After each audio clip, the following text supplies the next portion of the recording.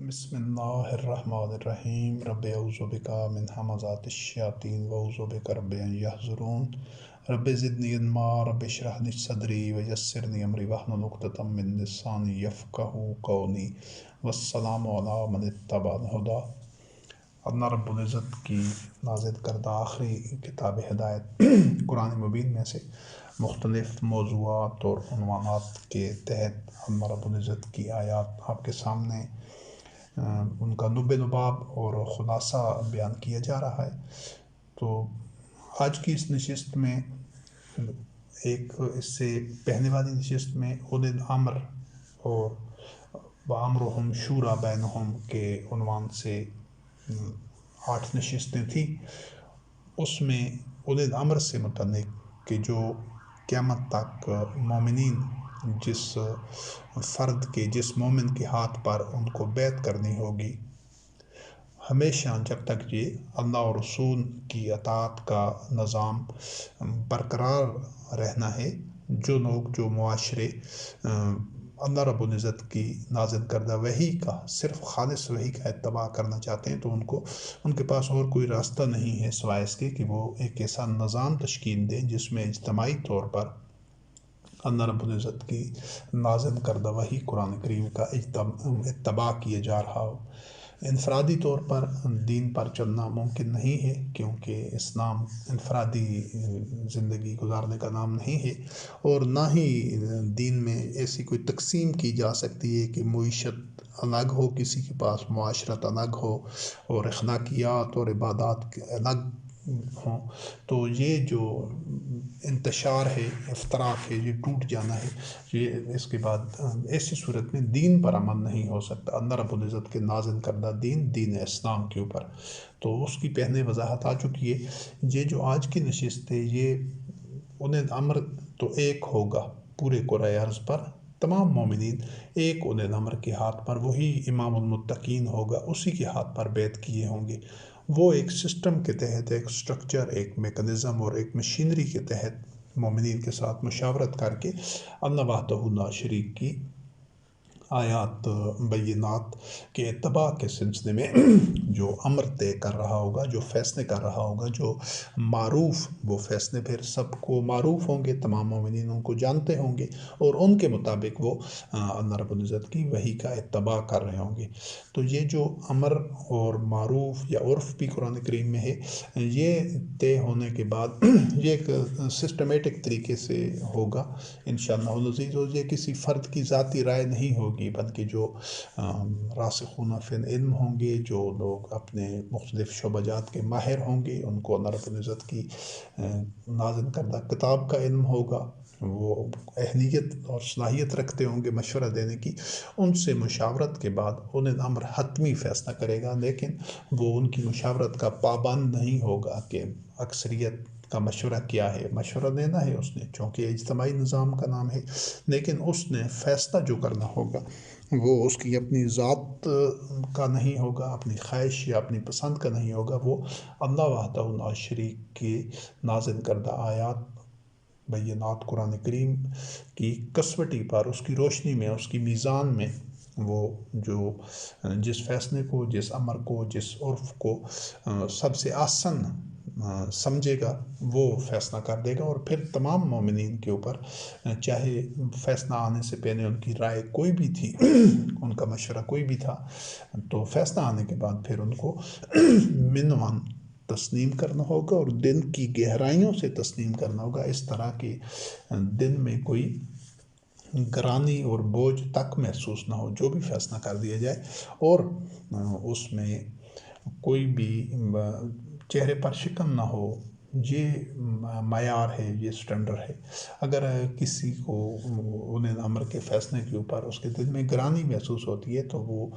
اس کو یہ یقین کرنا چاہیے کہ اس کے قلب میں ایمان نہیں ہے، اس کے قلب میں کوئی کھوٹ ہے، کوئی بیماری ہے، کیونکہ جب یہ چیز طے ہو جائے گی کہ یہ جو فیصلہ کرنے والا ہے، یہ علم میں، تقویٰ میں، کردار کی جو پختگی ہے، اس میں، صداقت میں، اپنی دیانتداری میں، سارے سارے شعبوں میں اہمیت اور قابلیت کی بنیاد پر اللہ رب کریم کی آیات کا اتباع اجتماعی طور پر کرنے کے لیے حکمت عملی وضع کر رہا ہے، تو یقینی بات ہے کہ تمام جو مومنین ہوں گے ہر ایک کی اپنی علمی سطح ہوگی، ہر ایک کی ایک صلاحیت ہوگی، اس کا اپنا ایک مشاہدہ ہوگا، تو وہ مشورہ یا رائے سب کی ایک جیسی نہیں ہوگی، اور یہی زندگی کا حسن ہے، یہی ہر انسان کی جو اللہ رب العزت نے اس کو انڈیویجویلٹی ایک انفرادی زندگی دی ہے، تو یہ معاشرے میں عام بالکل اس کا روزمرہ معاملات میں مشاہدہ ہوتا ہے کہ کسی بھی چیز کے بارے میں مختلف لوگوں کی رائے مختلف ہوتی ہے، ان کے اپنے تجزیہ، وہ ان کی اپنی علمی سطح، فکری سطح، ان کا مزاج اور کیلیبر صلاحیتیں، سب چیزوں کی بنیاد پر تو یہ چیز ہونی لازمی ہے اور یہ فطرتی ہے، اس کو ختم نہیں کیا جا سکتا، ممکن ہی نہیں۔ لیکن جو مومنین کا معاشرہ ہے اس کا اپنا یہ حسن ہے اور اس کا یہی بنیادی تقاضا ہے کہ فیصلہ ہونے سے پہلے تو رائے آپ کی کوئی بھی ہو سکتی ہے، وہ بھی اللہ وحدہ لا شریک کی آیات کے، اللہ کی حدود کے خلاف نہیں ہوگی، مومن ایسا نہیں کر سکتا، اللہ رب العزت کی آیات اس کے بھی سامنے ہوں گی، تمام مومنین کے سامنے ہوں گی، اور ان کی تعلیم اور ان کا تزکیہ نفس ہو رہا ہوگا، لیکن اس کے باوجود بدلتے حالات میں، بدلتی ہوئی صورتحال میں نت نئے مسائل سامنے آتے ہیں، ان کے اپنے تقاضے ہوتے ہیں، زمینی حقائق بدلتے ہیں، تو افراد کی رائے بھی ان کا زاویہ نگاہ بھی، ان کا طرز فکر بھی مختلف ہوگا۔ اس چیز کو یہ حقیقت ہے اور اس کو انکار نہیں کیا جا سکتا۔ اب دو راستے ہیں کہ یا تو جو اختلافات ہیں ان کو بڑھایا جائے، ان کو مزید اس پر وہ جس طرح آگ پر تیل چھڑکا جاتا ہے اس کو اور بڑھکایا جائے، اور ان لوگ مختلف حزب میں، مختلف گروہوں میں، فرقوں میں، جماعتوں میں وہ بٹ جائیں اور ایک دوسرے کے خلاف برسر پیکار ہوں، ایک دوسرے سے تعصب کریں، دوریاں اختیار کر لیں، ڈائلاگ ختم ہو جائے اور پھر ان کے جڑنے کا کوئی راستہ نہ ہو۔ یہ جو نظام ہے، یہ طاغوتی نظام ہے، یہ ابلیس اور شیاطین جو فساد چاہتے ہیں وہ اس نظام، اس طریقہ کار، اس دین کے لیے اس دین پر عمل پیرا ہوتے ہیں۔ یہ باطن کا دین ہے جس میں اختلافات، جس میں تفرقہ، جس میں فساد، جس میں نوع انسانی کو ٹکڑوں میں تقسیم در تقسیم کیا جاتا ہے۔ اس وقت کرۂ ارض پر یہی نظام ہے، پورے کرۂ ارض پر یہی نظام طاغوت کا، شیاطین کا بنایا ہوا یہی دین اپنایا جا رہا ہے۔ اس کے مقابل میں جو دین اللہ رب العزت کا نازل کرتا دین اسلام ہے، جس پر کہ صدیوں سے عملی طور پر جس پر کوئی نہیں چل رہا، محمد رسول اللہ علیہ السلام خاتم النبیین رحمۃ للعالمین کے عہد میں آپ اور آپ کے جو متبعین رضوان اللہ علیہم تھے، انہوں نے تاریخ انسانی میں آخری مرتبہ اس طرح اللہ کے دین کو اسٹیبلش کیا، اس طرح اس کو تشکیل دیا، اس پر عمل کر کے دکھایا کہ اس میں معاملات جو معاشرے کے مختلف گوشے تھے، معاملات تھے، مختلف علمی سطح کے، مختلف پس منظر کے جو لوگ تھے، وہ ایک سسٹم کے تحت چل رہے تھے کہ ان میں اختلافات ختم ہو جاتے تھے، وہ اختلافات وحدت میں آ کر، جس طرح بہت سارے دریا کوئی کدھر سے آتے ہیں لیکن سمندر میں آ کر مل جاتے ہیں، تو پھر وہ اس کا دریا کا اپنا وجود باقی نہیں رہتا۔ تو بالکل اسی طرح لوگوں میں جو رائے کا اختلاف ہے، جو اپنا مشورہ ہے، اپنا نقطۂ نظر ہے، وہ ہوتا تھا اور یہی صحت مند معاشرے کی پہچان ہے، لیکن اس کو بڑھاوا نہیں دیا جاتا تھا، اس تنازع کی آبیاری نہیں کی جاتی تھی، یا اس آگ پر تیل نہیں چھڑکا جاتا تھا کہ اختلافات کو بڑھایا جائے، پھر اس کو کمرشلائز کیا جائے، اس سے کچھ لوگ فائدہ اٹھائیں، لوگ ایک دوسرے کے دشمن ہو جائیں، اختلافات پیدا ہو جائیں، ایسی چیز نہیں تھی۔ اس کا اللہ رب العزت نے جو حل دیا ہے، چونکہ اللہ رب العزت خود نوع انسانی کو پیدا کرنے والے ہیں، وہ اس کے سب مخلوق ہے، ان کے تقاضوں سے، ان کی جبلتوں سے، ان کے مسائل سے اللہ رب العزت واقف ہیں، خود خالق ہے، اپنی مخلوق سے متعلق کون اس سے زیادہ علم رکھ سکتا ہے۔ تو اس نے جو پھر ان اختلافات کو مٹانے کے لیے، ان اختلافات کو ختم کرنے کے لیے اور نوع انسانی کے تزکیہ نفس کے لیے، تاکہ وہ ان اختلافات سے بالا تر ہو جائے، ان اختلافات میں الجھ کر اپنے مقصد تخلیق سے غافل نہ ہو جائے اور اس کی توانائیاں، صلاحیتیں دب نہ جائیں، اس کے لیے اختلافات کو حل کرنے کا جو سٹرکچر، جو میکنزم، جو اقامت دین کا نظام ہے، جس کو اللہ اور رسول کی اصطلاح سے تعبیر کیے گئے، اس میں جو کسی بھی معاملہ میں جو رائے ہوتی ہے، جو مشورہ ہوتا ہے، جو نقطۂ نظر ہوتا ہے، وہ مومنین اس کو دل میں نہیں رکھتے، اس کو پبلک میں، اس کو دوسرے مومن بھائیوں کے ساتھ، اولي الامر کے سامنے، امام المتقین کے سامنے اپنی رائے، اپنی اہلیت، جو اس میں قابلیت، جو نقطہ نگاہ ہے، وہ رکھتے ہیں۔ پھر جب اس کے بارے میں حتمی فیصلہ کرنا ہوتا ہے، وہ پھر ہر بندہ اپنے اپنے طور پر فیصلہ نہیں کرتا کہ چند لوگوں نے ایک فیصلہ کر لیا، چند نے دوسرا، چند نے تیسرا، اور پھر وہ ان میں انتشار، اختلافات پیدا ہو گئے، تفرقہ پیدا ہو گیا اور ایک دوسرے کے سے دوری اور بعد پیدا ہوتا گیا، ٹوٹ گئے ایک دوسرے سے۔ نہیں، اس میں جو اختلافات ہیں ان کو اس طرح سلجھایا جاتا ہے کہ وہ معاملہ اولي الامر کے سامنے پیش کر دیا جاتا ہے، سب اور اس پر متفق ہوتے ہیں، یہ اسی چیز کا وہ عہد کر چکے ہوتے ہیں، بیعت کر چکے ہوتے ہیں، تو پھر اولي الامر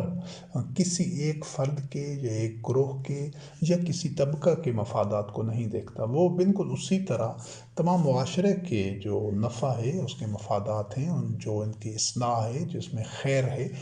وہ اس کو مد نظر رکھتا ہے کہ اللہ وحدہ لا شریک کی آیات کی روشنی میں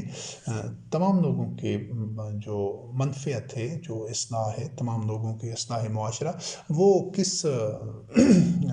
حکمت عملی میں ہے، وہ کس اپروچ میں ہے، اور وہ کس طرز عمل میں ہے، وہ پھر وہ بیان کرتا ہے۔ لیکن وہ یہ کام بھی انفرادی طور پر نہیں کرتا، بلکہ جو اہل مومنین ہوتے ہیں، جن کے پاس علم ہوتا ہے، صلاحیت ہوتی ہے، ان میں وہ قابلیت ہوتی ہے کہ وہ احسن مشورہ دے سکیں اللہ وحدہ لا شریک کی آیات کی بنیاد کے اوپر،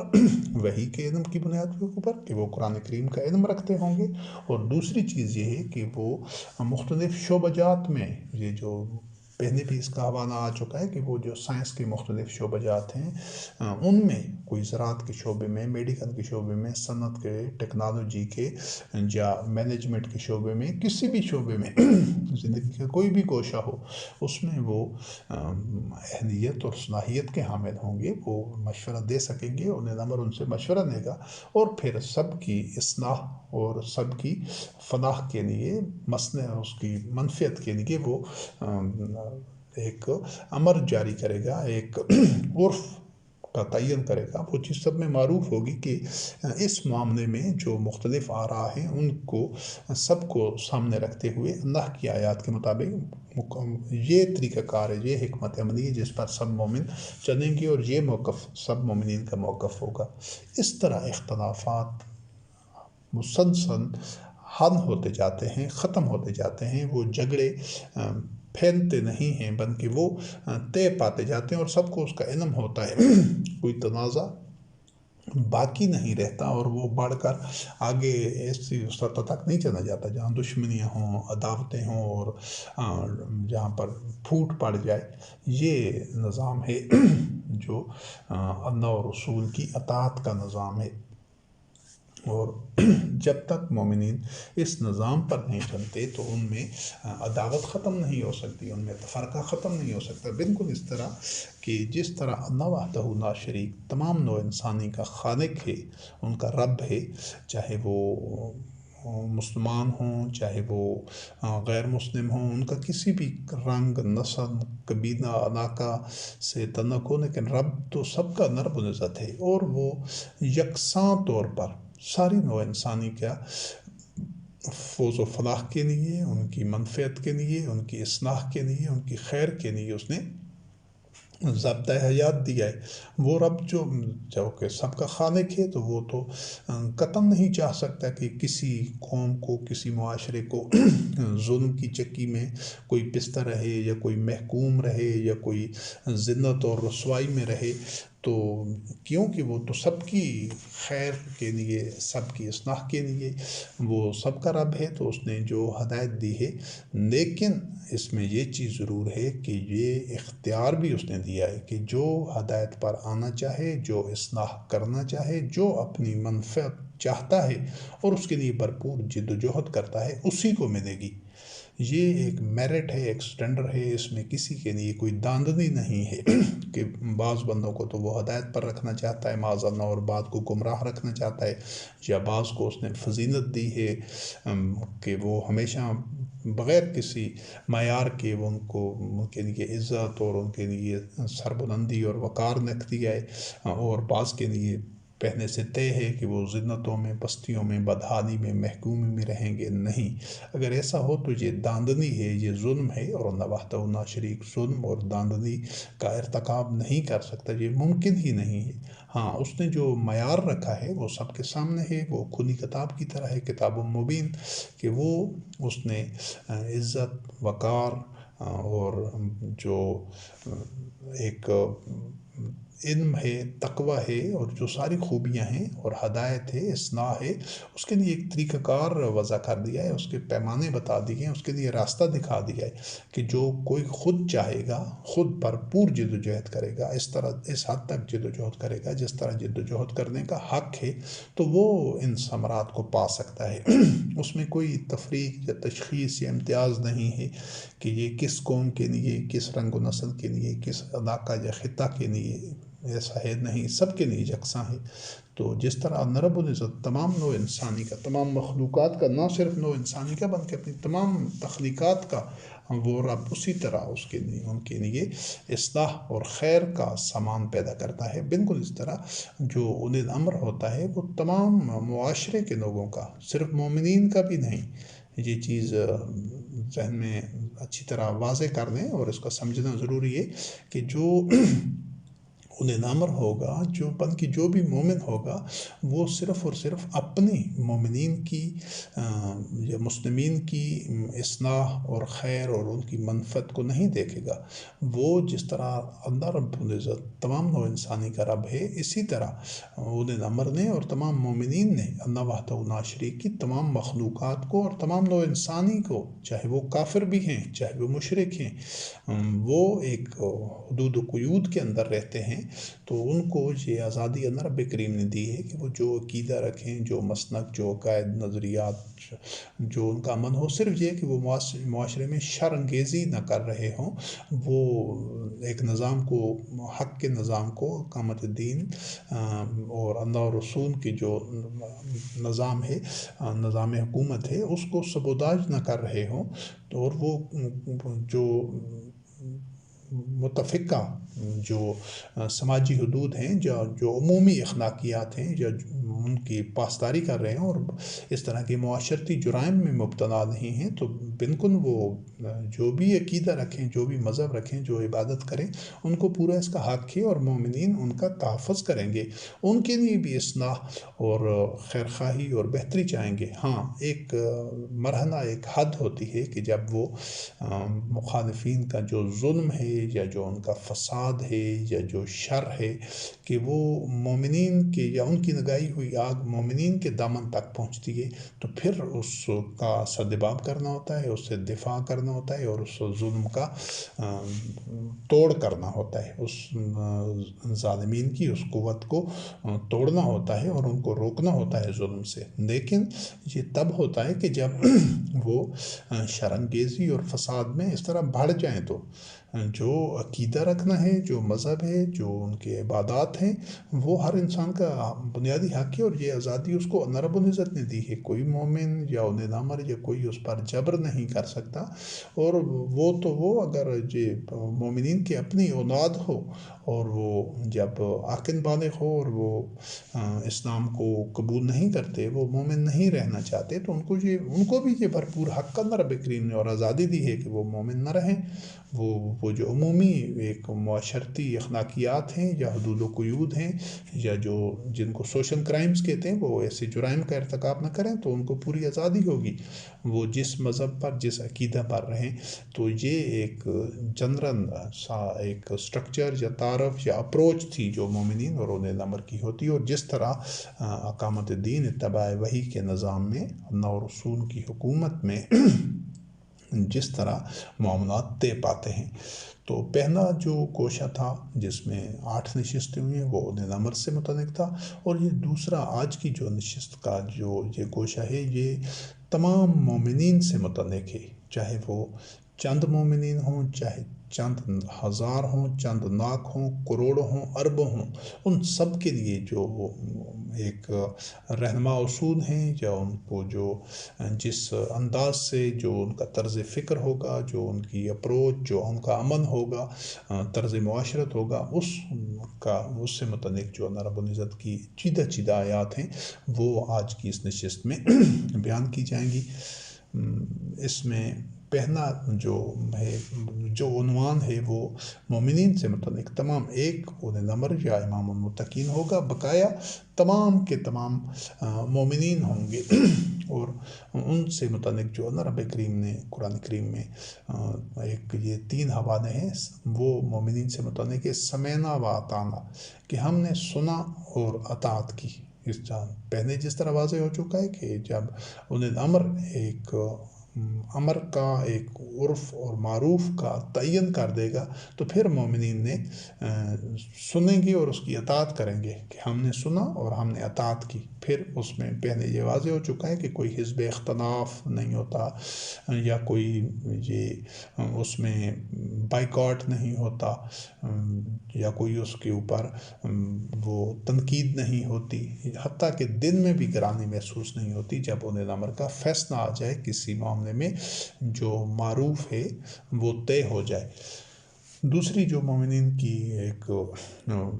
بنیادی ان کی روش ہوگی وہ آمنا و صدقنا، کہ وہ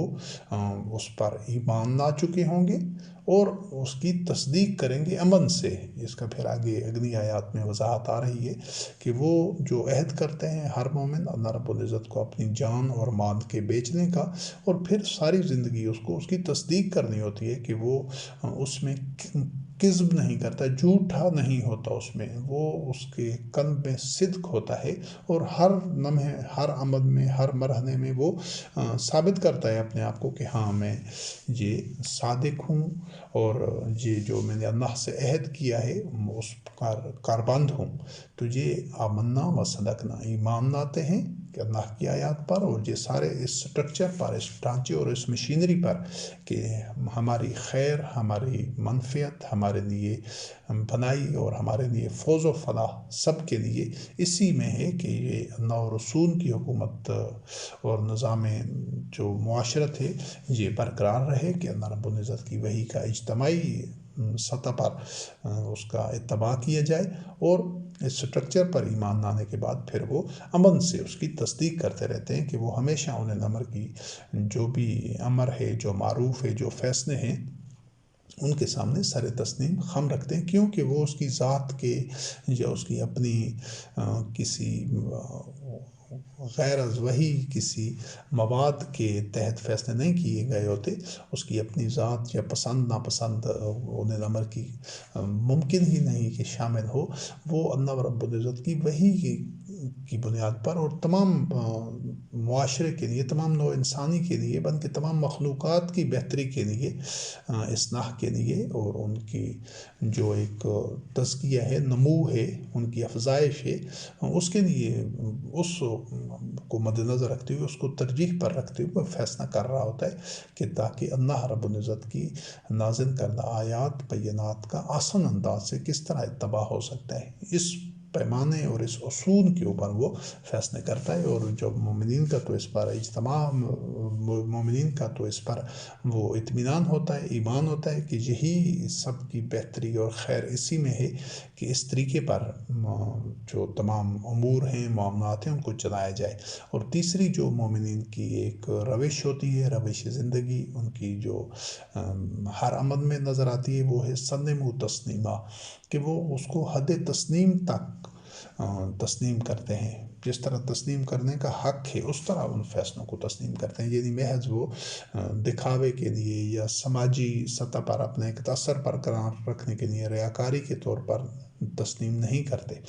وہ اس فیصلے کو تنہائیوں میں، اس کے دل میں گرانی تک نہیں ہوتی، وہ کبھی بھی نہ زبان پر اس کے خلاف کوئی ایک لفظ تک نہ لے کر آ سکتے ہیں، اور نہ کبھی دل میں کدورت اور اس میں ناگواری رکھ سکتے ہیں اس فیصلے سے متعلق۔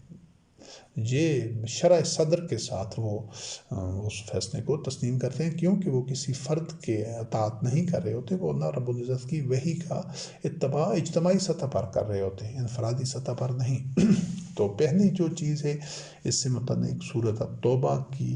آیت نمبر 33 سے اللہ رب کریم نے فرمایا ہے وَالَّذِي أَرْسَلْنَا، یہ ہے ایمان و یقین سے متعلق کہ پہلی جو چیز مومنین میں، تمام مومنین میں، چاہے وہ چند لوگ ہوں، چاہے وہ چند سو ہوں، چند ہزار، چند لاکھ، چند کروڑوں تک، اربوں تک ہوں، لیکن یہ چیز ہمیشہ مشترک رہے گی، اور ابتدا میں خاص طور پر اس کی ضرورت ہوتی ہے، ابتدائی مراحل میں، جب کہ وہ اللہ و رسول کی جو حکومت ہے اس میں اقامت دین کا جو نظام ہے، اس میں جو لوگ پائنیئرز ہوتے ہیں، بانی ہوتے ہیں، السابقون الاولون کی اصطلاح استعمال کی گئی ہے ان کے لیے، جس طرح یعنی کہ آگے سبقت لے جانے والے، جو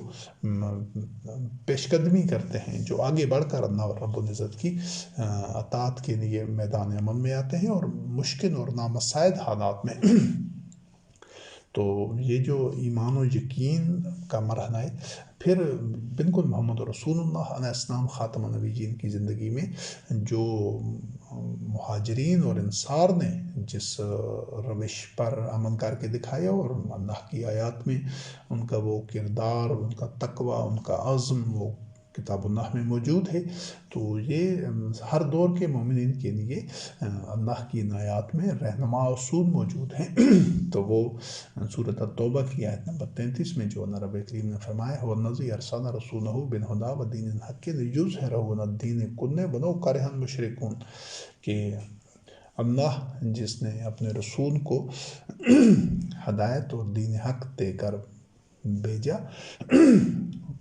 تاکہ وہ تمام ادیان پر غالب آ جائے، لِيُظْهِرَهُ عَلَى الدِّينِ كُلِّهِ وَلَوْ كَرِهَ الْمُشْرِكُونَ۔ دین ہوتا ہے نظام معاشرت، جس میں کچھ لوگ یا بہت سارے لوگ یا افراد معاشرہ، چاہے ان کی تعداد کتنی بھی ہو، انہوں نے ایک معروف اور منظم طریقے کے ساتھ ایک کچھ ویلیوز، اقدار ہیں، ان کی اپنی بنائی ہوئی ہوں، غلط ہوں، ٹھیک ہوں، یہ چیز بحث نہیں ہے، بلکہ ایک جس کو معروف نظام کے تحت جو لوگ اپنے اجتماعی امور چلا رہے ہوتے ہیں، وہی ان کا دین ہے۔ آج کل دنیا میں جو دین ہے، وہ غالب دین جو ہے وہ جمہوریت کا ہے۔ جمہوریت ایک دین ہے، ایک اس میں زندگی کے سارے گوشے، اس میں چونکہ سارا فوکس آدمی کے اوپر ہوتا ہے کہ آدمی اپنے خیر لیے خیر و شر کا تعین خود ہی کرتا ہے، تو مختلف اقوام، مختلف معاشروں نے کچھ متفقہ کچھ اصول بنائے ہوئے ہیں، تو اس کی بنیاد پر یہ دین جمہوریت پہلے، اس سے پہلے جو آمریت ہوتی تھی، ڈکٹیٹرشپ ہوتی تھی، بادشاہ ہوتے تھے طاقت کی بنیاد پر، آج اس میں قدرے جدید تقاضوں کے مطابق ان میں تبدیلیاں کر دی گئی ہیں، اور جمہوریت، ڈیموکریسی کو ایک مذہب کے، ایک دین کے طور پر اپنایا جا رہا ہے۔ تو یہ جو مومنین ہوتے ہیں ہر دور میں، ان کا ایمان و یقین ہوتا ہے کہ یہ ابھی سرمایہ داری بھی ایک دین ہے، جمہوریت کے اندر ہی سرمایہ داری کی گنجائش ہے۔ معاشی حوالے سے دیکھا جائے تو وہ ایک پوری مادیاتی نظام ہے، سائنس ہے، اسٹرکچر ہے، کہ جس میں فرد کو بے پناہ دولت جمع کرنے کا اس کو اختیار اور حق ہوتا ہے، اور حکومت اس میں جو ٹیکسز وغیرہ ہیں، اس کے بعد فرد کو لامحدود آزادیاں حاصل ہوتی ہیں کہ وہ جتنے لوگوں کو محروم کرتا جائے اور اپنے یہ دولت جمع کرتا جائے، اپنی ملکیت اور اثاثہ جات بڑھاتا جائے، اس کو کوئی اس پر روک ٹوک نہیں ہوتی۔ تو یہ جو مومنین ہیں، ان کا ایمان و یقین ہوتا ہے کہ جو اللہ رب کریم نے ہدایت اور دین حق، یعنی وہی جو نازل کی ہے،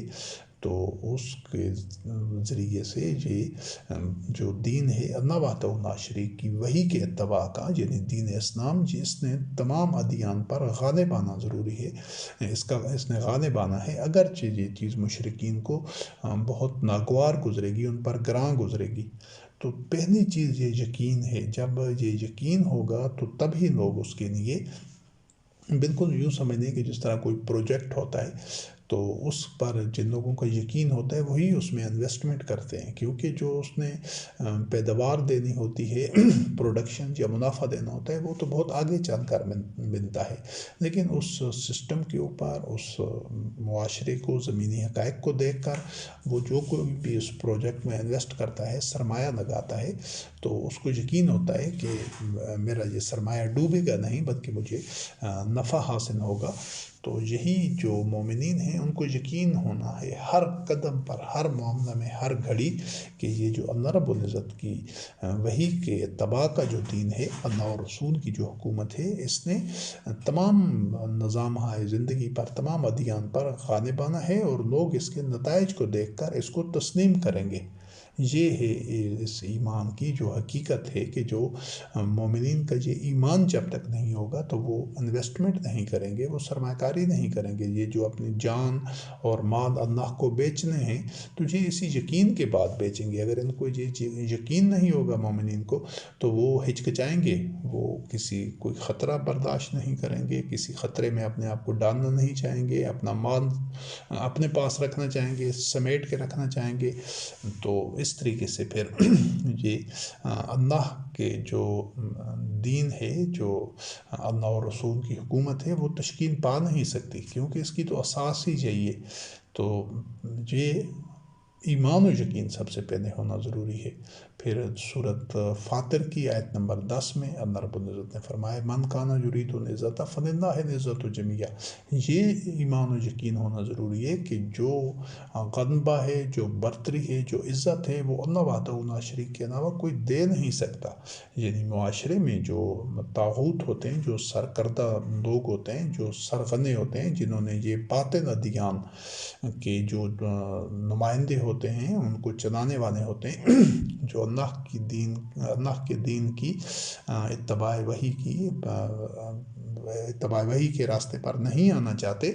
تو ان لوگوں سے مرعوب نہیں ہو سکتا مومن کو یہ یقین ہونا ہے ہر گھڑی، ہر لمحے اس کا یہ یقین متزلزل نہیں ہونا چاہیے کہ یہ جو عزت ہے یہ صرف اللہ رب العزت کی طرف سے ہے، اور انہی کو ملتی ہے جو اللہ رب العزت کی اطاعت کرتے ہیں. یعنی معاشرے میں جو لوگ اکابرین، مجرمین بنے ہوتے ہیں، بڑے بڑے طاغوت ہوتے ہیں، جن کا ایک معاشرے میں بڑا اثر و رسوخ ہوتا ہے، ان کے پاس افرادی قوت ہوتی ہے، ان کے پاس مشینری اور وسائل ہوتے ہیں، تو اگر ان کی غلبہ کو، ان کی برتری کو، ان کی جو عزت ہے معاشرے میں جو بنی ہوئی ہے باطن معاشرے میں، اس کے آگے مومنین سر تسلیم خم رکھیں، ہمیشہ اس کو تسلیم کرتے رہیں، تو پھر وہ اللہ کے دین کے لیے، دین اسلام کے لیے قیام نہیں کر سکتے. جب تک ان سے برات اختیار نہیں کریں گے، ان سے اعلانیہ طور پر کفر اختیار نہیں کریں گے، اور اپنا الگ اللہ وحدہ لا شریک کی وحی کے اتباع کا سٹرکچر، میکنزم اور ڈھانچہ تشکیل نہیں دیں گے، تو اس وقت تک وہ ان کو کامیابی نہیں مل سکتی. محض دل میں کوئی خیال رکھنا خیال خام ہوتا ہے جب تک وہ مشہود نہ ہو جائے، جب تک اس پر عمل نہ ہو جائے. اور یہ عمل تب ہوتا ہے جب یقین پیدا ہوتا ہے. تو مومنین کو ہمیشہ ہر گھڑی، ہر طرح کے حالات میں یہ ایمان اور یقین رکھنا ہوتا ہے کہ یہ جو عزت، غلبہ، وقار اور سربلندی ہے، یہ صرف اور صرف اللہ رب العزت کے جو آیات ہیں، جو اس کی نازل کردہ وحی ہے، اس کے اتباع سے میں پوشیدہ ہے یہ راز، ان کے اتباع میں. اور مومنین چونکہ اللہ رب العزت کی آیات کا، اللہ کی وحی کا اتباع کر رہے ہوتے ہیں، تو وہ ان کو یقین ہوتا ہے کہ یہ ثمر ہمیں ضرور ملے گا، اور یہ جو معاشرے میں طاغوتی اور باطن قوتیں ہیں، جن کا اقتدار و تسلط ہے، یہ اس سے محروم ہو جائیں گے. یہ یقین ہمیشہ برقرار رہنا ضروری ہے، ہر گھڑی، ہر طرح کے حالات میں. پھر سورۃ آل عمران کی آیت نمبر 139 سے، اس میں اللہ وحدہ لا شریک نے مومنین کو حکم دیا ہے اور ان کی رہنمائی کی ہے کہ وَلَا تَهِنُوا وَلَا تَحْزَنُوا وَأَنْتُمُ الْأَعْلَوْنَ إِن كُنتُم مُؤْمِنِينَ، کہ تم نے تھکنا نہیں ہے، تم نے کم ہمت نہیں ہونا، تم نے سستی کاہلی نہیں دکھانی اور دن برداشتہ نہیں ہونا، یعنی کہ اتار چڑھاؤ بھی ہوں گے اور تصادم بھی ہوگا اور تمہیں مشکلات بھی اٹھانی پڑیں گی، اذیتوں میں سے بھی گزرنا ہوگا اور ہر طرح کے ابتلا اور مصائب ہوں گے، یہ بالکل جس جدوجہد کا لازمی حصہ ہیں، لیکن تم نے نہ تو دل شکستہ ہونا ہے، نہ کمزور پڑنا ہے اور نہ ہی دل گرفتہ ہونا ہے، بلکہ تم ہی غالب رہو گے، وانتم الاعلون، تم ہی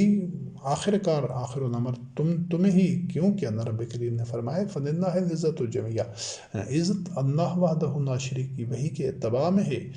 تو تمہارے اندر جو وحی کے مطابق تغیر نفس ہو چکا ہے، اس کا لازمی نتیجہ ہے آگے چل کر تمہیں اللہ رب العزت برتری دیں گے، جو یہ طاغوتی اور باطن قوتیں ہیں، ان کن تم مومنین، لیکن یہ مشروط ہے کہ تم ایمان پر اللہ وحدہ لا شریک کی جو نازل کردہ وحی ہے اس پر تمہارا ایمان ہر گھڑی برقرار رہنا چاہیے، یہ متزلزل نہیں ہونا چاہیے۔ تو مومنین کو یہ یقین ہر حالت میں، بظاہر بے شک حالات ان کے لیے کتنے بھی نامساعد اور ناموافق ہوں، لیکن ان کو اسی طرح یقین ہونا چاہیے ہر گھڑی، جس طرح رات کی انتہائی تاریکیوں میں بھی ہر شخص کو یقین ہوتا ہے کہ کل سورج ضرور طلوع ہوگا انشاءاللہ العزیز، تو چاہے وہ زندہ رہیں یا نہ رہیں لیکن سورج نے طلوع ہونا ہے۔ بالکل اس طرح مومنین کو یہ یقین ہونا چاہیے کہ ہماری جانیں چلی بھی جائیں، ہمیں کوئی بھی مشکلات اٹھانی پڑیں، جو کچھ بھی ہو، لیکن یہ نظام، یہ جس راستے کے ہم مسافر ہیں، اگر میری زندگی باقی نہ بھی رہے تو لیکن یہ جو کارواں ہے اس نے آلون کی اور عزت اور وقار کی منزل پر پہنچنا ہے، یسرون الدین کلہ، سب ادیان پر اس کاروان نے پہنچنا ہے، اور یہ اس کے مقابل جو بھی نظام ہائے زندگی ہوں گے، لوگ جبر سے نہیں، اس کے نتائج کو دیکھ کر انشاءاللہ العزیز وہ ہتھیار پھینک دیں گے، وہ سر تسلیم خم کریں گے اور اسی کاروان میں شامل ہو جائیں گے۔ تو یہ مومن کا یقین ہمیشہ ہر گھڑی پختہ سے پختہ تر اس کا یقین ہونا چاہیے۔ اور سورۃ الانعام کی آیت نمبر 154 میں اللہ رب العزت نے فرمایا ثم آتینا موسیٰ الکتاب تماما علی الذی احسن وتفصیلا لکل شیء وہدی ورحمۃ لعلہم بلقاء ربہم یؤمنون، کہ ہم نے موسیٰ کلیم اللہ علیہ السلام کو کتاب دی، کتاب ہدایت یعنی وحی ان پر نازل کی، جو بھی اس وحی کا اتباع کرنے والے تھے ان پر آسان انداز سے اللہ نے اپنی نعمتیں تمام کی، یعنی کہ جو اللہ رب العزت کے وعدے تھے، ان کو ظلمات سے نور میں لے کر جانا اور ان کو فرعون اور اس طاغوتی نظام سے نجات دینی اور ان کو زمین میں امام اور وارث بنانا، وہ تمام کے تمام وعدے اللہ وحدہ لا شریک نے ان کے ساتھ پورے کیے، بنی اسرائیل کے ساتھ، اور اللہ وحدہ لا شریک سے بڑھ کر وعدہ پورا کرنے والا، سچا وعدہ کرنے والا کوئی بھی نہیں ہے۔ تو جس نے بھی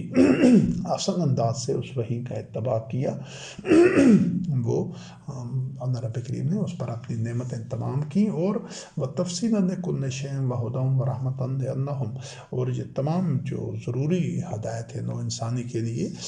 اور اس کو ظلمات سے نکل کر نور میں جانے کے لیے، تو اس کی تفصیل فراہم کرتی ہے۔ وہی ہر دور میں خود مفصل ہوتی ہے، اس کو باہر سے، خارج سے کسی، اور خود تفسیر ہوتی ہے، اپنی تفسیر خود ہوتی ہے، تفصیل خود ہوتی ہے، اس کو باہر سے کسی تفسیر کی ضرورت نہیں ہوتی، اور کوئی بشر وحی کی تفسیر اور تفصیل کر ہی نہیں سکتا، یہ خالق کا کلام ہے، بشر کی یہ مجال ہی نہیں ہے، وہ اس کا منصب ہی نہیں ہے۔ بشر نے صرف عقل، فکر، شعور استعمال کر کے، مشاورت کر کے، اور اس کے لیے نہج عمل تیار کرنا ہوتا ہے، اس کی اتباع کرنی ہوتی ہے، اس میں سے عرف، اپنے تقاضوں، اپنے حالات کے لیے اس میں سے عرف اور امر کا تعین کرنا ہوتا ہے، فیصلے کرنے ہوتے ہیں، بس پھر اگلے دور والے جو اگلی نسل آئے گی، اس سے اگلی نسل، انہوں نے بھی یہی کام کرنا ہوتا ہے، جو گزر گئے انہوں نے جو کچھ اپنے حالات، اپنے تقاضوں، اپنے علمی سطح اور اپنے جو زمینی حقائق ہیں ان کو دیکھتے ہوئے انہوں نے اتباع کرنا ہے۔ جس کریم رب نے یہ وحی نازل کی ہے قرآن مبین، اس نے اس کی تفسیر خود کر دی ہے، اس نے تفسیر خود کر دی ہے، کتاب کے اندر ہے، وہ کتاب سے باہر کہیں بھی نہیں ہے۔ تو یہ جو اپروچ ہے، یہ جو سوچ ہے، یہ جو طرز عمل ہے، یہ جو صدیوں سے جو مسلمان قوم کے اندر ہے، تو کہ آج سے 500 800 1000 1200 سال پہلے جن لوگوں نے تفسیریں اور تفسیریں اور تشریحات لکھی، تو انہی کیوں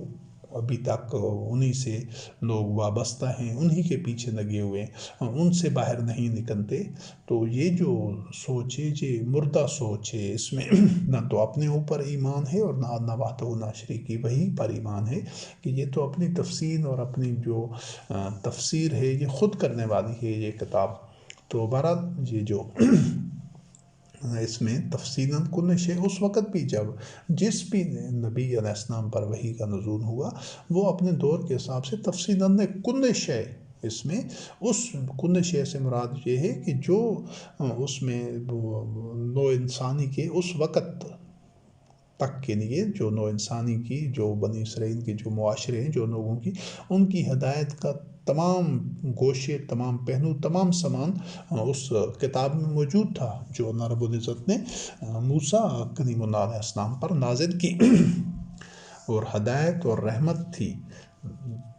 اور لعلہم بلقاء ربہم یؤمنون، کہ جو ان کے لیے تاکہ وہ اللہ سے ملاقات پر ایمان لائیں۔ یہ اس کی وضاحت پہلے بھی ہو چکی ہے کہ یہ جو مومنین ہوتے ہیں، جو ابتلاء میں سے، جو شروع کے دور میں جو مختلف آزمائشوں، اذیتوں، ابتلاء اور فتنوں اور مصائب میں سے گزر رہے ہوتے ہیں، طاغوت کی طرف سے یہ جو سارے ان کے راستے میں رکاوٹیں پیدا کی جاتی ہیں، ان میں صرف ایک یقین ہوتا ہے، جو ایک روشنی کے مینار کی طرح، ایک قندیل کی طرح، جو ان کو راستہ دکھاتا ہے، اور وہ اس سے گمراہ نہیں ہوتے، اور اس سے ان کے پائے استقامت میں لغزش نہیں آتی۔ وہ ہوتا ہے کہ وہ ان کو رب سے ملاقات کا یقین ہوتا ہے، ایمان ہوتا ہے، بلقاء ربہم یؤمنون، اللہ سے ملاقات پر ایمان، کہ ہم نے آخر الامر اللہ سے ملاقات کرنی ہے۔ یہ جو ہمارا ہر قدم ہے، یہ ہمیں اسی منزل کی طرف لے کر جا رہا ہے، چاہے وہ طبی زندگی کا قدم ہو، یعنی ہماری ہر سانس جو گزر رہی ہے، جو لمحہ گزر رہا ہے، تو نتیجتاً ہم اللہ رب العزت سے ملاقات کے قریب تر ہوتے جا رہے ہیں۔ اور اس میں دو پہلو ہیں، ایک تو یہ ہے کہ بندے کو، ہر انسان کو اور قوموں کو، معاشروں کو اپنے انفرادی اور اجتماعی طور پر محاسبہ کا، احتساب کا ایک شعور ہوتا ہے، کہ میرا کوئی بھی عمل بے نتیجہ نہیں ہے، اس کے نتائج مرتب ہو رہے ہیں، اور مجھے وہ نتائج بہر صورت ان نتائج کا سامنا کرنا ہو، چاہے وہ خوشگوار ہوں چاہے ناخوشگوار ہوں۔ تو ایک تو وہ اس حوالے سے ایک اپنا خود احتسابی کا مرحلہ ہے، اور دوسرا جو اللہ سے ملاقات کی دو صورتیں ہیں۔ ایک صورت یہ ہے کہ اس دنیا میں اللہ وحدہ لا شریک اپنے وعدے پورے کرتا ہے اور نتائج دکھاتا ہے، مومنین کو اور کفار کو بھی، دونوں کو اسی دنیا میں اپنے جو ان کے اعمال کے نتائج ہوتے ہیں وہ ملتے ہیں۔ ایسا نہیں ہوتا کہ سارے کے سارے جو نتائج ہیں یا اعمال ہیں، ان کے نتیجے آخرت میں ملیں گے۔ یہ ہمارا ایمان ہے کہ ہر چھوٹے سے چھوٹے اور بڑے سے بڑے عمل کا نتیجہ قیامت میں بھی، حشر میں بھی اس کا ملنا ہے، مستقل طور پر جنت یا دوزخ کی صورت میں ایک جزا یا سزا ملنی ہے۔ اس پر ہمارا ایمان ہے کہ زندگی بس اس طبی زندگی کے ساتھ ختم نہیں ہو جانی۔ اس طبی زندگی میں صرف آدمی کا جو وجود ہے، جو طبی وجود ہے، جسم ہے، اس نے ایک وقت کے بعد ختم ہو جانا ہے، اس کو گن سڑ جائے گا۔ تو اس کے بعد جو اس کا نفس ہے، اس نفس نے آگے کی مراحل اور آگے کے ایک نئے مرحلے میں داخل ہو جانا ہے۔ تو یہ مومن کا ایمان ہے، لیکن اس کا یہ بھی ایمان ہے کہ میں نے اس دنیا میں بھی اپنے رب کے جو کلمات ہیں، جو اس کی سنت ہے، جو مکافات عمل ہے، اس کا سامنا کرنا ہے، مجھے نتائج ملیں گے۔ اور یہ جو ایمان اور یقین ہے، یہ صرف موسیٰ کلیم اللہ علیہ السلام کی جو قوم ہے بنی اسرائیل کے لیے نہیں، یہ متعدد مقامات پر اس کا ذکر ہے کہ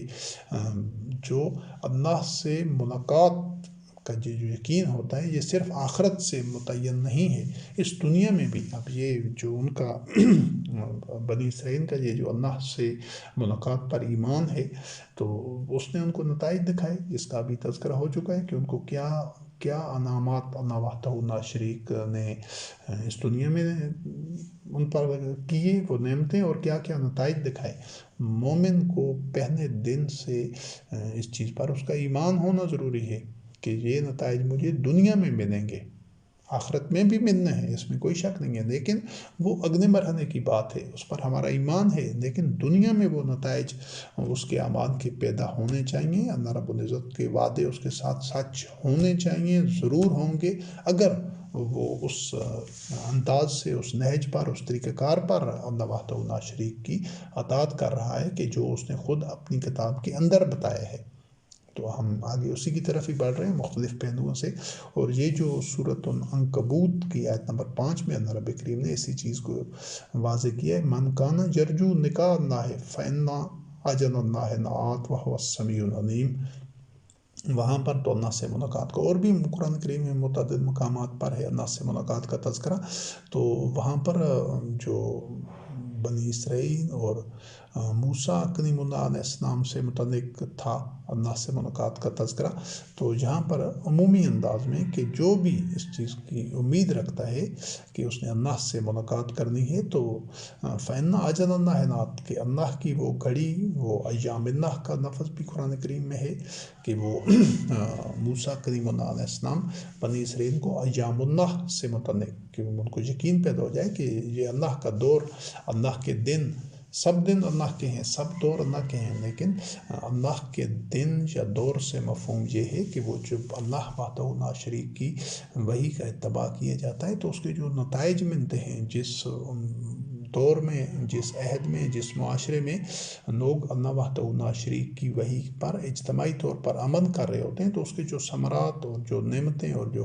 برکات ہیں، جو خیر ہے اس معاشرے کی، اس پر یقین ہونا چاہیے کہ یہ ہمیں ملنی ہے انشاءاللہ العزیز۔ تو اللہ رب کریم نے فرمایا کہ جو اللہ سے ملاقات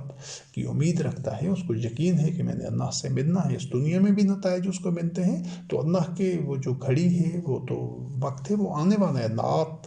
فإن أجل اللہ لآت وہو السمیع العلیم، کیونکہ وہ رب تو ہر چیز سنتا بھی ہے اور اس کو علم بھی ہے۔ تو یہ جو مومن ہے اس کو ہر لمحہ یہ پورا یقین اس کے قلب میں راسخ ہونا چاہیے کہ اس نے اس دنیا میں ہر آنے والی گھڑی میں جو اللہ رب کریم کے قانون مقافات امن کے تحت، اللہ کی سنت کے تحت، اللہ کے کلمات کے تحت جو نتائج اس کے اعمال کے مرتب ہو رہے ہیں، ان کو اس کو سامنا کرنا ہوتا ہے۔ اسی جو یہ ایک بنیاد ہے، اساس ہے، یہی اس کا یقین ہوتا ہے کہ جو اس کو اللہ وحدہ لا شریک کی حدود کی پامالی سے روکتا ہے اور اللہ رب العزت کے جو اوامر ہیں ان پر کاربند رکھتا ہے، جو معروف ہے اس پر اس کو ثابت قدم رکھتا ہے، اور جو منکر ہے اس سے وہ اپنا بچاؤ کرتا ہے کہ اللہ رب العزت کی کسی حدود کو میں پامال نہ کروں اور اللہ رب العزت کے کسی حکم کو میں فراموش نہ کروں۔ یہ یقین اس کے جب اس کے قدم میں راسخ ہوگا، تبھی وہ ہر لمحہ، ہر گھڑی، چاہے وہ جلوت میں ہوگا، چاہے خلوت میں ہوگا، اور اس کی زندگی کا کوئی بھی معاملہ ہوگا، معیشت کا ہے، معاشرت کا ہے، اخلاقیات کا ہے، دنیا کا ہے، کوئی بھی معاملہ ہے، وہ اس میں ہر لمحہ اس یقین کو موجود رکھے گا اپنے قلب میں کہ مجھے نتائج کا سامنا کرنا ہے، تو پھر وہ غلط اقدام نہیں اٹھا سکتا شاہراہ حیات کے اوپر۔ پھر سورۃ الکہف آیت نمبر 82 میں اللہ رب العزت نے جو ایک اللہ رب کریم کا ایک عبد تھا، عبد مومن، جس کو اللہ رب العزت نے علم دیا تھا، جس کے پاس موسیٰ کلیم اللہ علیہ السلام گئے تھے، جس سے ملنے کے لیے اس کے ساتھ کچھ وقت گزارا، تو وہ موسیٰ کلیم اللہ علیہ السلام اس کا اتباع کر رہے تھے کہ وہ ایک پورا واقعہ ہے قرآن کریم میں۔ یہاں جو اس حوالے سے واضح کرنا ضروری ہے تو وہ یہ ہے کہ اللہ رب العزت نے فرمایا کہ وما فعلتہ عن امری وما فعلتہ عن امری ذالک تعویل ما لم تستطع علیہ صبرا، کہ وہ 3 واقعات ہیں جو پوری تفصیل ہے الگ سے، وہ کشتی کا واقعہ اور جو ایک یتیم لڑکے کا واقعہ ہے اور ایک دیوار کا اس میں حوالہ ہے۔ تو اس کے بعد جب موسیٰ کلیم اللہ علیہ السلام وہ جو انہوں نے صبر نہیں کر سکے، موسیٰ کلیم اللہ علیہ السلام وہ وقفے سے سوال کرتے رہے، حالانکہ یہ چیز طے پائی تھی ان دونوں کے درمیان میں کہ میری اطاعت کا اتباع کرنی ہے تو سوال نہیں کرنا، جب تک کہ میں خود تمہیں واضح نہ کر دوں، تم نے میرے ساتھ چلتا رہنا ہے۔ تو اتباع کا یہ تقاضا ہوتا ہے کہ سوال نہیں کیا جاتا، الگ سے یہ چیز اپنے عنوان میں واضح طور پر بیان کی گئی ہے۔ تو وہاں پر جب 3 مرتبہ موسیٰ کلیم اللہ علیہ السلام وہ سوال پوچھ بیٹھے، یعنی اپنا موقف سامنے آئے، حالانکہ ان کو خاموش رہنا تھا، لیکن ایک مرتبہ، دوسری مرتبہ، جب تیسری مرتبہ موسیٰ کلیم اللہ علیہ السلام سے صبر نہ ہو سکا تو پھر وہ جو اللہ کا عبد تھا، وہ مومن جس کو اللہ رب العزت نے علم دیا ہوا تھا، تو اس نے موسیٰ کلیم اللہ علیہ السلام سے کہا کہ وَمَا فَعَلْتُهُ عَنْ أَمْرِي ذَلِكَ تَعْوِيلُ مَا لَمْ تَسْتَطِعْ عَلَيْهِ صَبْرًا، کہ جو کچھ میں نے کیا وہ اپنے امر سے، اپنے فیصلے سے نہیں کیا، یہ ہے اس کی تعویل جس پر کہ تو صبر نہیں کر سکا۔ تو یہاں ایک بڑا اہم اور ایک لطیف نقطہ ہے کہ جو اولِ الامر جو بھی فیصلہ کر رہا ہوتا ہے، پہلے اس کا تذکرہ ہو چکا ہے اور مومنین اس کا اتباع کر رہے ہوتے ہیں، تو جب اتباع کیا جاتا ہے تو اس میں ایک تو چیز یہ ہے کہ سوال نہیں کیا جاتا، پہلی چیز صرف اتباع کی جاتی ہے، اور دوسری چیز یہ ہے کہ یہ یقین ہونا ضروری ہے مومنین کے کہ اولِ الامر جو بھی فیصلہ کر رہا ہے وہ اپنے خواہش کی بنیاد پر، اپنے طور پر، اپنے امر سے یا اپنی مرضی سے یا اپنی ہوائے نفس یا اپنی شہوات یا کسی بھی اور ذاتی جبلت یا جذبہ کی بنیاد پر کر رہا ہے، نہیں، ان کو یہ یقین ہونا چاہیے، ہر لمحہ یہ یقین، ہر طرح کے فیصلے میں جب ان کے اپنے قدم میں یہ یقین ہوگا کہ یہ اپنے خواہش کی بنیاد پر نہیں کر رہا، اس میں ہم سب کے لیے اصلاح اور فوز و فلاح اور ہمارے لیے عزت ہے، وقار ہے، اور ہمارے لیے رزق کریم ہے، اور ہمارے لیے امن ہے، سلامتی ہے، سب کے لیے کہ ہم اسی روش پر، اسی نہج پر، اسی ڈگر پر چلتے رہیں کہ ہم وہی کا اجتماعی انداز سے اتباع کرتے رہیں، اور ایک شخص کے فیصلے پر جو ہم میں سے علم میں، تقوی میں، صلاحیت میں بہتر ہے، تو یہ جو یقین ہے کہ وہ فیصلہ اپنی مرضی سے نہیں کر رہا، وہ اس میں ہم سب کے لیے بھلائی ہے، تو یہ یقین مومنین کے قلوب میں ہوتا ہے، تو یہ پھر ان کے پائے استقامت میں لغزش پیدا نہیں کرنے دیتا اور اس سے یقین کا ہر لحظہ، ہر لمحہ برقرار رہنا ضروری ہے۔ اور سورۃ الحجرات آیت نمبر 7 میں اللہ رب کریم نے فرمایا ہے کہ لو یطیعکم فی کثیر من الامر لعنتم ولکن اللہ حبب علیکم الایمان وزینہ فی قلوبکم وکرہ علیکم الکفر والفسوق والعصیان۔ یہ محمد رسول اللہ علیہ السلام کے عہد سے متعلق جو اللہ رب العزت نے ایک رہنمائی اور ہدایت دی ہے مومنین کو، لیکن یہ صرف پہلے بھی اس کا متعدد دفعہ وضاحت ہو چکی ہے کہ اللہ رب العزت کے احکامات کسی خاص دور یا کسی ماحول یا معاشرے کے لیے نہیں ہوتے یا کسی خاص قوم کے لیے، یہ قیامت تک آنے والے تمام نوع انسانی کے لیے ان میں ہدایت اور رہنمائی ہوتی ہے، زندگی کے مختلف کوشوں سے انفرادی اور اجتماعی سطح پر۔ تو یہاں پر جو اللہ رب العزت نے فرمایا کہ اگر وہ محمد رسول اللہ اس عہد میں وہ اکثر معاملات میں لو یطیعکم فی کثیر من الامر، کہ اکثر امور میں اگر وہ تمہاری اطاعت کرے تو یہ تمہارے لیے بہت مشکل بن جائے گی اور تم بڑی ایک پریشانی میں پڑ جاؤ گے، تمہارے لیے جو مسائل اور ناگوار صورتحال ہوگی، تمہیں تکلیف میں ہوگے۔ کیوں کہ جس طرح پہلے وضاحت ہو چکی ہے کہ ہر معاملہ زندگی میں مختلف لوگوں کی رائے مختلف ہوتی ہے، تو وہ لوگوں کے فیصلوں کے اوپر یا کہ جن کا اثر و رسوخ زیادہ ہے ان کے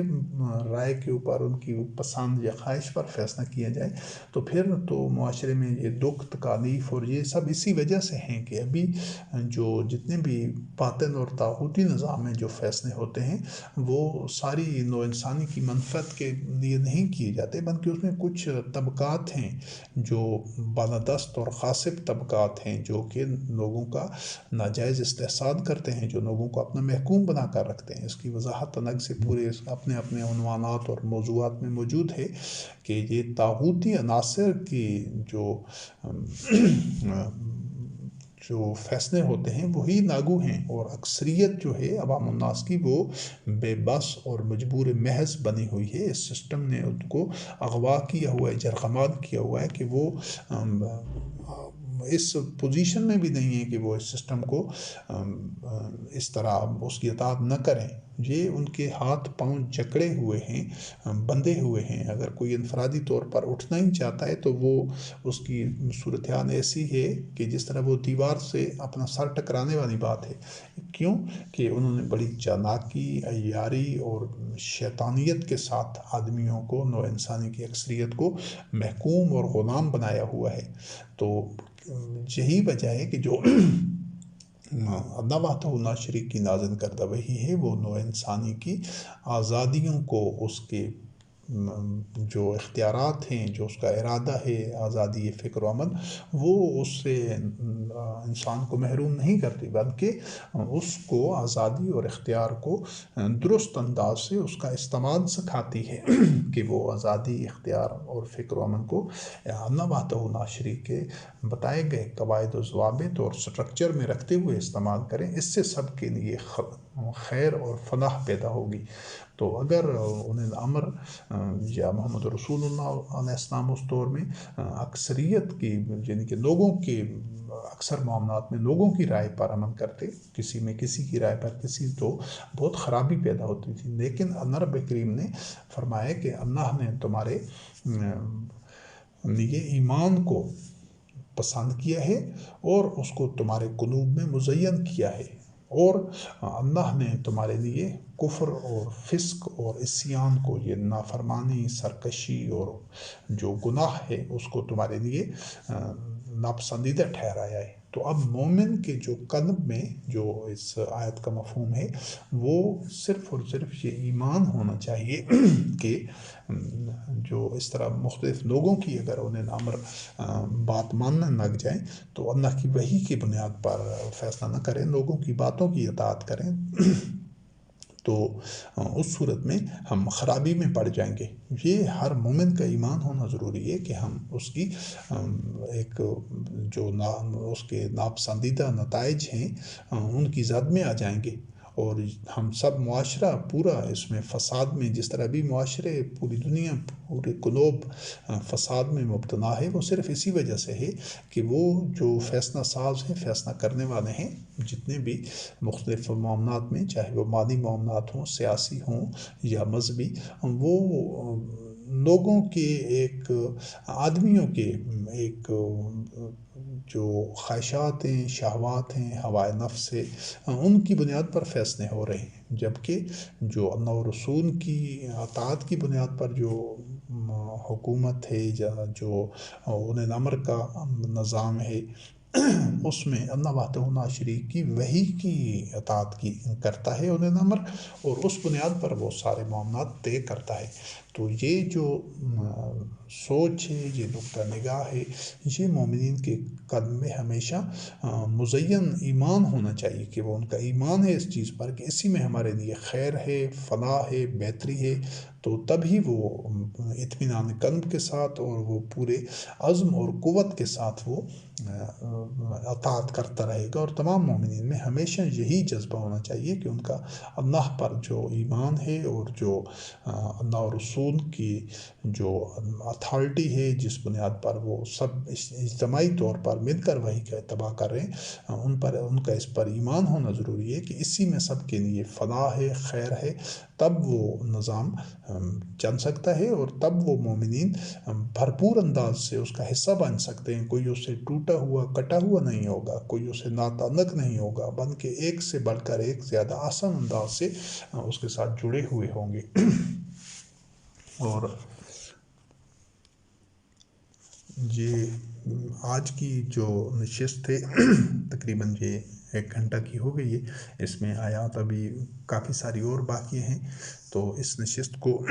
ادھر ہی مکمل کرتے ہیں، اور پھر جو اگلی نشست ہوگی اس میں انشاءاللہ عزیز جو بقیہ آیات ہیں ان کا مطالعہ کریں گے، اور ان کا جو لب لباب اور خلاصہ ہے وہ آپ کے سامنے بیان کیا جائے گا۔ یہ ساری جو اللہ رب العزت کی آیات جن کا مفہوم اور لب لباب آپ کے سامنے بیان کیے جاتے ہیں، حوالے ان کے دیے جاتے ہیں کہ آپ نے اللہ کی کتاب میں سے خود ان آیات کا مطالعہ کرنا ہے، اطمینان حاصل کرنا ہے، اور یہ جو چیدہ آیات ہیں یہ آپ کو پورے جو اللہ کی کتاب کا مطالعہ ہے اس سے آپ کو بے نیاز نہیں کرتی ہیں کہ آپ یہ آیات قرآن مجید میں سے دیکھ لیں اور جو اس کو سمجھ لیں، تو پھر قرآن کریم کا مطالعہ آپ نے شروع سے لے کر آخر تک خود کرنا ہے۔ یہ آپ کا شب و روز کا معمول ہونا چاہیے، مسلسل جو اس کا مفہوم ہے اس میں عقل، فکر، شعور استعمال کریں۔ یہ جو چیدہ آیات ہیں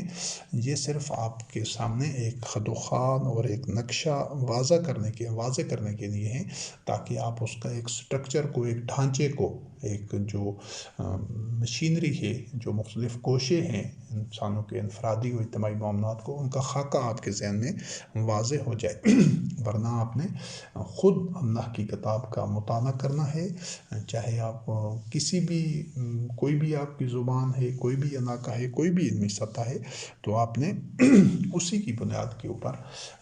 جو اس قرآن کریم کو اگر خود پڑھ نہیں سکتے تو سنیں۔ آج کل اتنی سہولتیں ہیں کہ یہ سب کچھ ممکن ہے۔ تو آج کی اس نشست کو ادھر ختم کرتے ہیں، اور اگلی نشست میں انشاءاللہ اس کو جاری رکھیں گے۔ والسلام علیکم ورحمۃ اللہ۔